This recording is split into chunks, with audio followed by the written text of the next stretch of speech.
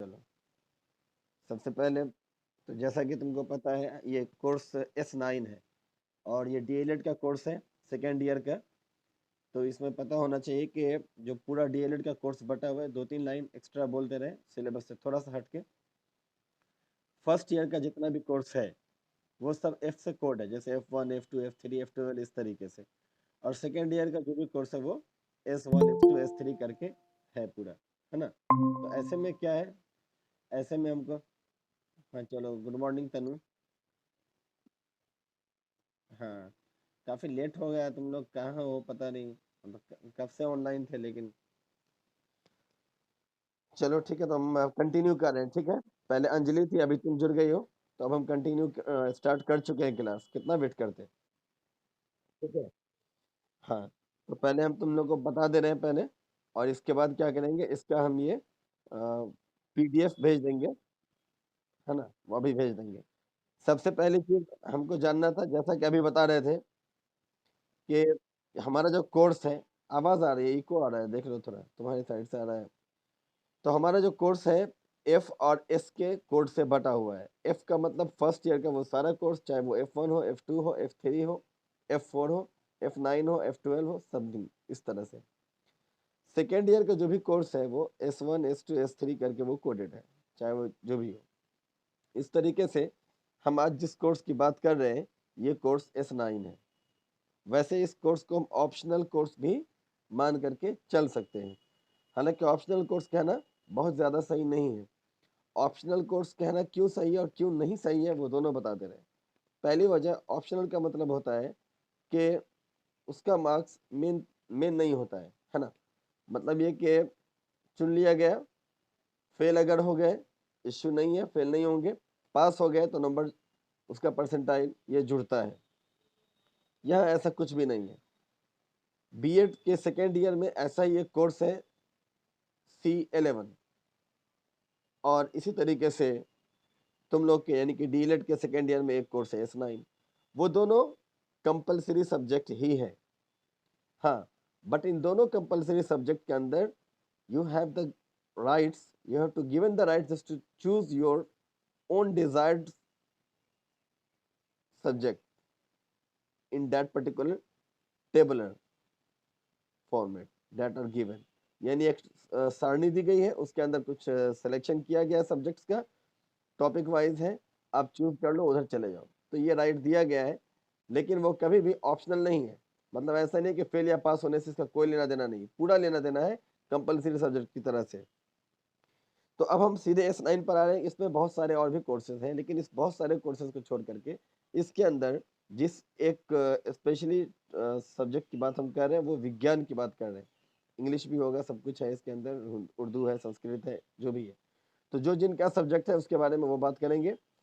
मेरा जो सब्जेक्ट है वो विज्ञान दिया गया है, तो आज हम बात करेंगे विज्ञान के ऊपर, है ना। तो सबसे पहले हम समझेंगे, जैसा कि तुम्हारे सामने अगर सिलेबस हो तो तुम देख सकती हो, क्योंकि मेरे सामने सिलेबस है और हम देख पा रहे हैं।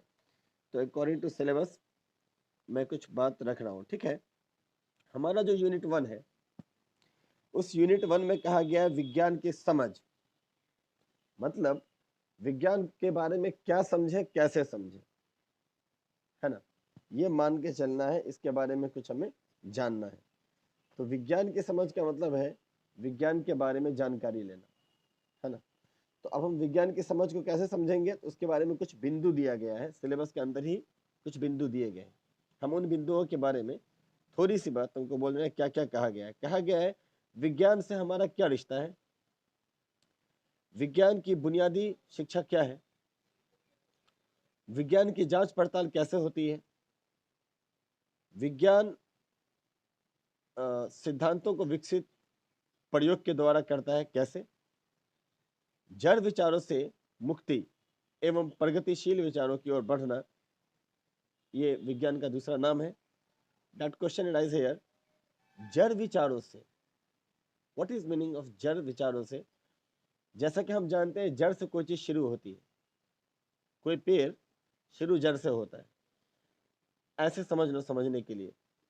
तो जब जड़ से जो चीज शुरू होती है, जरूरी नहीं है कि जब वो पेड़ फाइनल होगा तो उसको जड़ के साथ ही वैसे ही उसकी पुरानी विचारधाराओं को लेकर चलेंगे। पेड़ के संदर्भ में भले सही है, बिना जड़ के तो फुनगी होगी नहीं, लेकिन जहां तक सवाल प्रगतिशील विचारों का है, तो विचार हर जमाने में बदला है, उसके बदलने की वजह रही है, बदलना भी चाहिए, है ना।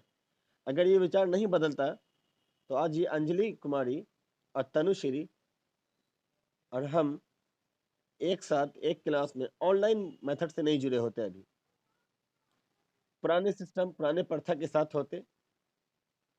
अगर जैसे बीमारी का काल चल रहा है कोविड-19 का, तो सब घर में पड़े होते, कोई कुछ सोचता भी नहीं इसके आगे, बस भगवान जी की, राम जी की करते रहते, कोई अल्लाह को, भगवान को याद करता रहता, है ना।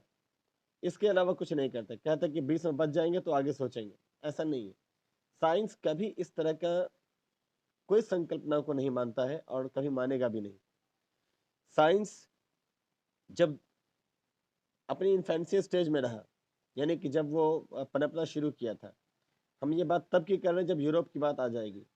यूरोप का एक ऐसा टाइम गुजरा है कि जब इतनी इतनी बड़ी बड़ी चीजें वहां होती थी कि आज बोलेंगे तो लोग हंस देगा, समझो। किसी किसी इलाके में पूरी की पूरी आबादी खाली हो जा रही है। क्यों खाली हो जा रही है? तो हंगामा मच जाता था, प्रेत आत्मा यहाँ है। कैसी प्रेत आत्मा, कैसे जांचेंगे, कैसे समझेंगे?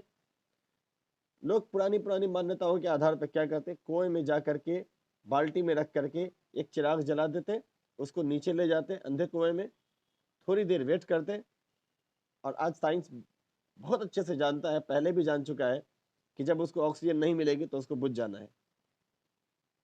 7 क्लास का बच्चा भी ये एक्सपेरिमेंट कर सकता है, गिलास से एक कैंडल को ढक करके। लेकिन तब के लोग भले गिलास और कैंडल से नहीं, बाल्टी के अंदर दिया को रख करके रस्सी के द्वारा उसको नीचे लटका करके थोड़ी देर वेट वॉच करके देखते, जब बुझ जाता तो एक मान्यता लेते कि ये क्षेत्र जो भी है, ये इलाका जो भी है, यहाँ पर प्रेत आत्माओं का वास है, इसलिए मनुष्यों का वास नहीं होगा। आज वैसी पुरानी विचारधाराओं को लेकर हम नहीं चल सकते हैं। अगर वो लेके चलते तो पता नहीं हम और कहाँ चले जाते। उससे निकले हैं, उससे आगे बढ़े हैं। ये बहुत शुरुआती दौर की बात हमने की है, लेकिन हाँ, आज बहुत पीछे अभी भी है। पूरी दुनिया में क्या हो रहा है जानना चाहिए, लेकिन विशेषकर भारत में क्या हो रहा है उसको मानना चाहिए, उसको जानना चाहिए, उसके ऊपर तर्क करना चाहिए। उसके बारे में अगर हम कुछ कर सकते हैं तो हमको आगे बढ़ के आना चाहिए, क्योंकि ये हमारा दायित्व बनता है। हम भारतीय हैं, हमारी जिम्मेदारी है, मोरल रिस्पॉन्सिबिलिटी भी बनती है और करना चाहिए।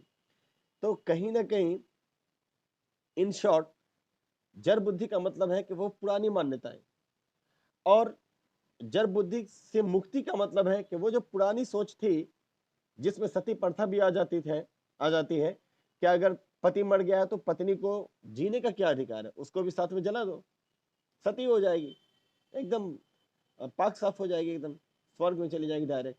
तो क्या आज ऐसी मान्यताओं की जगह है? नहीं है। तो ये एक उदाहरण दिया है। सब्जेक्ट कोई भी हो, समाज के अंदर ही रहता है। सती प्रथा रही हो तो वही सोसाइटी के लिए थी। अगर लोगों ने किसी एक इलाके को यूरोप के अंदर छोड़ दिया हो इस डर के मारे कि यहाँ प्रेत आत्माओं का वास है, तो वो इसी सोसाइटी के अंदर का, वो लोग इस सोसाइटी से बाहर के नहीं थे, उनकी सोच इस सोसाइटी के अंदर की सोच थी। तो अगर उन्होंने उन चीजों को छोड़ा है, उससे निकल के बाहर आए हैं, तो इसका वेलकम होना चाहिए, स्वागत होना चाहिए। लेकिन क्या हम वेलकम करते करते ही जीते रहेंगे हर दिन? ऐसा भी नहीं होना चाहिए। कहा जाता है कि ऐसा टाइम गुजरा है जब भारत ने पूरे विश्व को एक दर्शन दिया। ये सही है। पूरे भारत में नालंदा ओपन विश्वविद्यालय का तो नाम था ही, पूरी दुनिया में, पूरे विश्व में नालंदा ओपन विश्वविद्यालय का नाम था।